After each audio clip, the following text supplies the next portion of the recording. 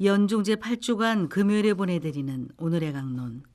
담당에는 천주교 대전교구 관평동 성당 주선우 신부입니다. 오늘 복음은 마르코 복음 11장 11절에서 25절까지의 말씀입니다. 예수님께서 군중의 환호를 받으시면서 예루살렘에 이르러 성전에 들어가셨다. 그리고 그곳의 모든 것을 둘러보신 다음 날이 이미 저물었으므로 12 제자와 함께 베타니아로 나가셨다. 이튿날 그들이 베타니아에서 나올 때에 예수님께서는 시장하셨다. 마침 잎이 무성한 무화과 나무를 멀리서 보시고 혹시 그 나무에 무엇이 달려있을까 하여 가까이 가 보셨지만 잎사귀밖에 아무것도 보이지 않았다. 무화과 철이 아니었기 때문이다. 예수님께서는 그 나무를 향하여 이르셨다. 이제부터 영원히 어느 누구도 너에게서 열매를 따먹는 일이 없을 것이다. 제자들도 이 말씀을 들었다. 그들은 예루살렘으로 갔다. 예수님께서는 성전에 들어가시어 그곳에서 사고팔고 하는 자들을 쫓아내기 시작하셨다. 환전상들의 탁자와 비둘기 장수들의 의자도 둘러 엎으셨다. 또한 아무도 성전을 가로질러 물건을 나르지 못하게 하셨다. 그리고 그들을 가르치시며 이렇게 말씀하셨다. 나의 집은 모든 민족들을 위한 기도의 집이라 불릴 것이다. 라고 기록되어 있지 않느냐. 그런데 너희는 이곳을 강도들의 소굴로 만들어버렸다. 수석 사제들과 율법학자들은 이 말씀을 듣고 그분을 없앨 방법을 찾았다.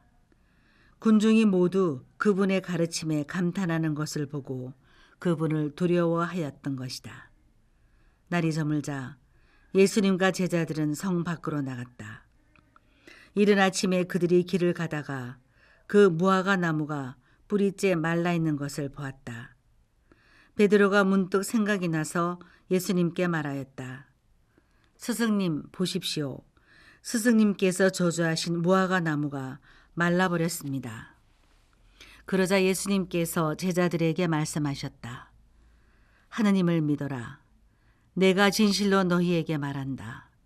누구든지 이 산더러 들려서 저 바다에 빠져라 하면서 마음속으로 의심하지 않고 자기가 말하는 대로 이루어진다고 믿으면 그대로 될 것이다.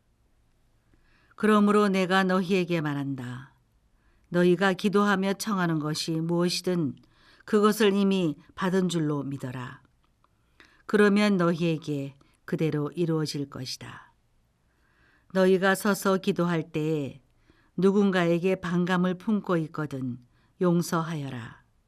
그래야 하늘에 계신 너희 아버지께서도 너희의 잘못을 용서해 주신다. 찬미 예수님, 대전가톨릭 평화방송 애청자 여러분 안녕하십니까? 오늘은 연중 제8주간 금요일입니다. 프랑스의 유명한 와이너리들을 위해 생산되는 포도들은 인위적으로 물을 주는 것이 금지되어 있다고 합니다. 물을 주면 정부 차원에서 와이너리로서의 자격을 박탈하는 경우도 있다고 하는데요. 필요할 때마다 제깍제깍 물이 공급되는 환경이 아닌 비가 올 때는 무슨 일이 있어도 그 수분을 모두 흡수해야 하고 비가 오지 않을 때에는 뿌리를 깊이 내려 지하의 물과 미네랄을 흡수해야 하는 처지에 놓인 포도나무들은 그만큼 독특하고 살아있는 열매를 맺게 되죠. 자녀들을 키우실 때에도 마찬가지실 것 같습니다.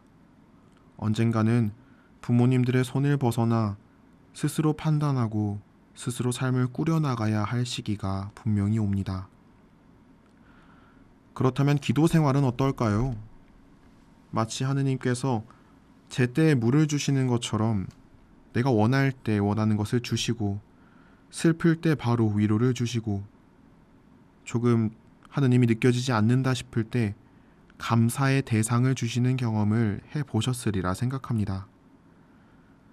마치 인큐베이터 안에 아기를 다루듯이 하느님께서는 당신 자녀를 어느 쪽으로도 비켜가지 않게 지켜주십니다. 하지만 믿음 생활이 길어질수록 반대로 의심도 많아지는 것 같습니다. 늘 주시던 은총이 갑자기 뚝 끊기는 것처럼 느껴지고 예수님이 주신 것으로 여겨지던 것들이 하나 둘 사라지면 금세 하느님이 나를 버리셨다는 착각에 빠지게 됩니다. 그럴 땐 잠시 멈춰서 내 믿음의 뿌리가 어디까지 닿아 있는지 살펴도 늦지 않습니다. 오늘 우리 주님께서는 무화과 나무를 저주하신 예수님과 성전을 정화하시는 예수님의 이야기를 들려주십니다. 예수님께서 보시기에 성전에서 폭리를 취하는 장사꾼들의 행태, 그것을 보고 눈감는 사제들과 율법학자들의 모습은 열매 맺지 않는 무화과 나무와 같았습니다. 예수님께서 예루살렘에 입성하신 6월절 기간은 3월에서 4월입니다.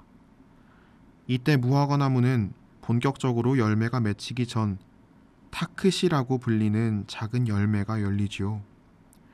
하지만 때가 되어도 열매를 맺지 못한 나무는 아마 뿌리를 제대로 내리지 못했을 가능성이 높습니다.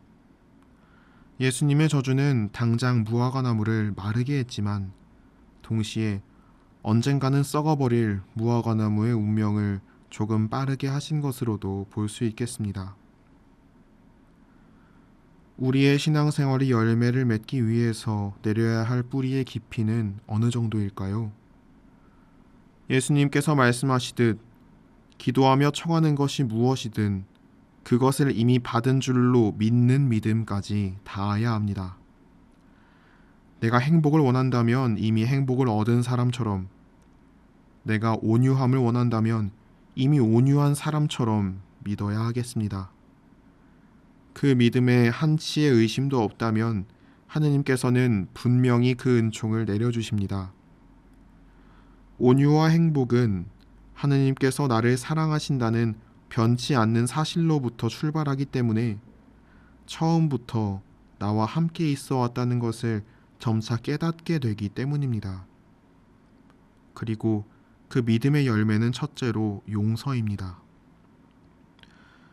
뿌리를 깊은 내가, 나를 흔드는 모든 폭풍과 폭우가 나를 흔들 수 없기에 나는 용서할 수 있습니다. 믿음이라는 뿌리가 그만큼 깊게 내리면 내 바깥 상황과 관계없이 내 마음속 깊은 곳에서 하느님의 사랑이 주시는 양분만으로 충분히 살아갈 수 있는 여유가 생깁니다.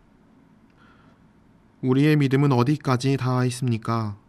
오늘 하루를 시작하시면서 내가 의심 없이 믿고 또 믿음 바대로 살 수 있는 은총을 주님께 청하면 좋겠습니다. 오늘의 강론, 지금까지 담당해 천주교 대성교구 관평동 성당 주선우 신부였습니다. 내일도 주선우 신부의 강론이 계속됩니다.